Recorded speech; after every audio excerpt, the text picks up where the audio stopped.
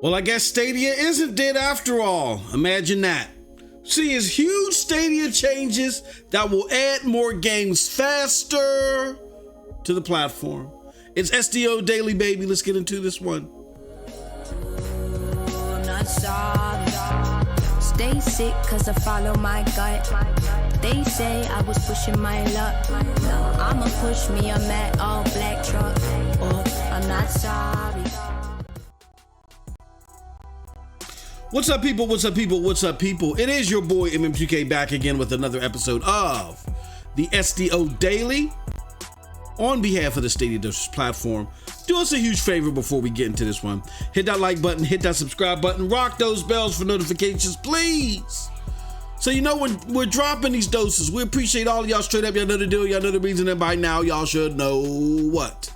The slogan. What is it? We are not too proud to ask. And in that vein, if you want to be braggadocious in the chat, you got something that you want us to answer at a later time, or simply put, you want to just help out the platform, feel free to hit that super chat button as this airs as a live premiere. It goes a long way to make this a better platform for you. Let's get into today's topic. All right, so Stadia had this little thing called a Keynote that they participated in. Today was the Game Developer Summit Keynote, I believe it was. And we haven't heard from Stadia at this level for a very long time. I want to say since GDC 2019, we haven't heard from Stadia as far as future development, future plans, and stuff like that. It was very refreshing to hear what they had to say long term, because in part it killed, pretty much killed. It murked, as we say in the gaming streets. It murked every naysayer argument about Google wanting to pull the plug on this. I mean, that's all blown to smithereens. If people want to have the debate on whether they feel that their approach is going to be successful, even that is going to be a hard one to argue against. But however, that's fathomable to a certain extent. But not this whole pull the plug thing. That was officially deaded today. But it also shows you, if you are invigorated over the platform and want to see more, it shows you why your investment is really going to go tenfold in the future. Okay. So on to the keynote. So there was really some basic things onto the keynote. I'm going to leave links to how to catch the three main keynotes below, and you're really going to want to watch them. And definitely watch them, because we're going to cover this in more detail and talk about it in this upcoming SSC podcast, the show hosted by Project Storm and myself. We're really going to tackle this fully and talk about it in great length. But there were three things to gather from this keynote. First and foremost, Stadia is really looking to increase its footprint. They're trying to make the platform more attractive for partners. And lastly, they're making dev tools easier to bring the games that we want to the platform. Right. Now, let's go over each point individually. First, let's talk about how they're looking to increase their footprint. Well, to date, Stadia has about 180 plus games on the platform. And those are a variety of games, of AAA games, of indie games, games that are part of a subscription service via Ubisoft Plus, games that are available via Stadia Pro, its version of PlayStation Plus and Xbox Live with Gold, and so forth. There's a variety of ways to indulge, and now they're expanding their footprint with 180 games to this point.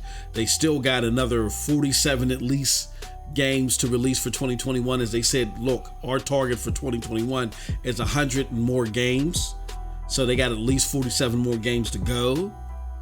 And if you, on top of that, you add the fact that now they're accessible through Google TV and Android TV devices, that actually makes, I believe the number was 100 million endpoints as far as devices and ways to play Stadia, that you can play Stadia right now. at the time of this recording. That is fantastic. Now to move on, as far as the partner enhancements are concerned, there are a lot of things that they talked about. I mean, they talked about a new 70% engagement kickback. They're allowing devs to participate in the Stadia Pro kickbacks. They're converting converting non-pro subscribers to Stadia Pro using click to share. Partners can earn revenue that way, a new 85-15 split, a whole bunch of stuff. But you know how we do. Let me show you something.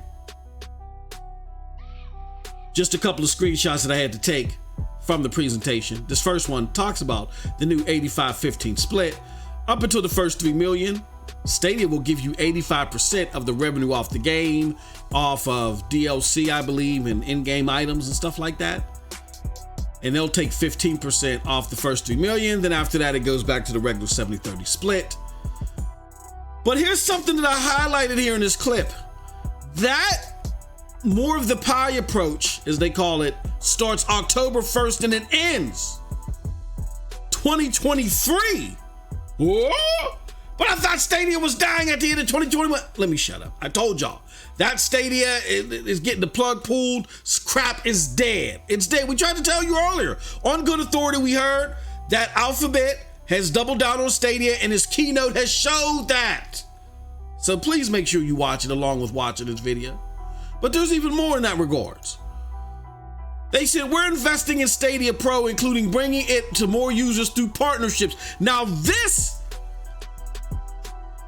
hits in two ways, and I didn't realize the second way until I was interacting on Twitter. The first way, again, is it tackles that whole narrative that there is no money to invest in Stadia, that they pulled the funding. That's dead.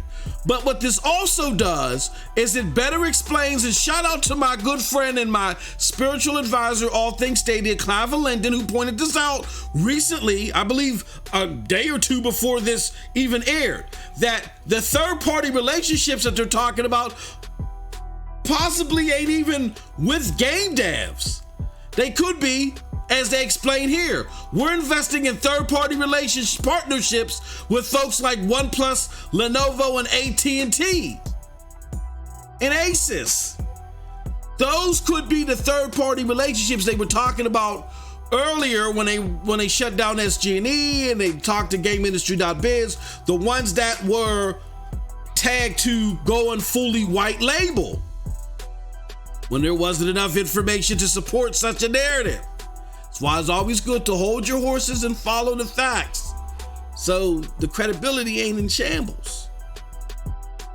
But like we said here, third-party partnerships, a lot of that focus is on these third-party partnerships with companies like OnePlus, Lenovo, and AT&T, and Asus. They have talked earlier about doing some white labeling affair, but it's not in the doom and gloom levels that we may have been led to believe earlier, which is refreshing.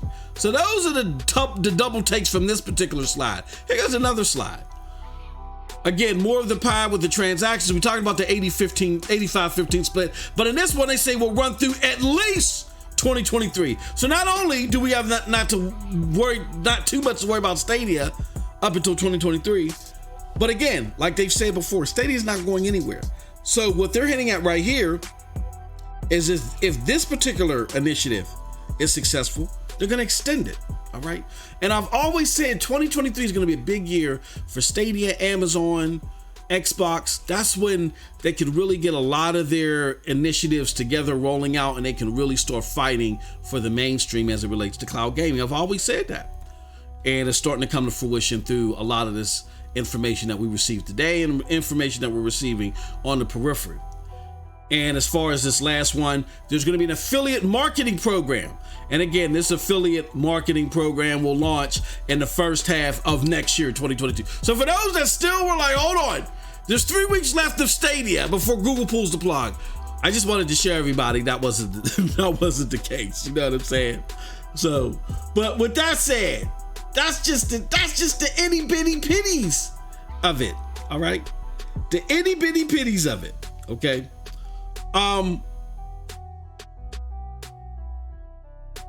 They also talked about the dev tools and how they're going to simplify the dev tools to make it easier for people to develop games and bring more games to the platform. They got new cloud native tools that are going to make testing and playing seamless and also help to address bugs. And one of the things, or a couple of things that I thought was the most interesting is the decoupling certification portions. Like there was a point in time to where if the team that was responsible for the store, along with the team that was responsible for other things, if they didn't have all their stuff ready at the same time, they had to wait. They had to wait for the last part before they could put things in through certification.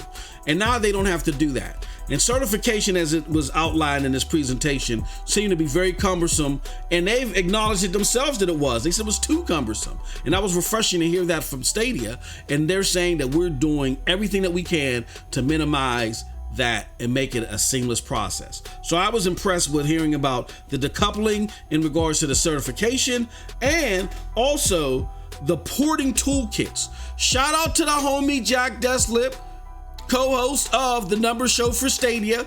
We actually talked about this about 20 minutes long in episode 3 of the Numbers Show on Stadia on this very same platform. So definitely check it out, where we talked about Stadia using more toolkits to try to port things over to Stadia, which is Linux based. Jack Deslip, the resident expert on that, talked about that in length at high level. Definitely check that out. It was remarkable to see that some of that may be coming to fruition here per what was brought up in this presentation. So again, a lot of great stuff, a lot of great things to be proud of if you're invested in this platform. A lot of good things to be looking forward to. And if you were hating on the platform and hoping for it to die, I'm sorry for the indigestion, folks. You know what I'm saying? You know, just take some Alka-Seltzer. You'll be all right. It'll be okay. Or you can just pick up Stadia and start playing it and enjoying it like the rest of us. But with that said, that's it from your boy Mim2K. Let me know what you think about all this in the comment section below, because like I always say, who cares what I think? But if you did like what we had to say, check out the links below to follow us. Those links will lead you to the Broadband Bullies, PNTS Network, Hard Knock Digital Culture, and yes, the Stadia Dosage. With all that said, appreciate, love all of y'all. Until next time, have a wonderful, wonderful gaming day. Peace.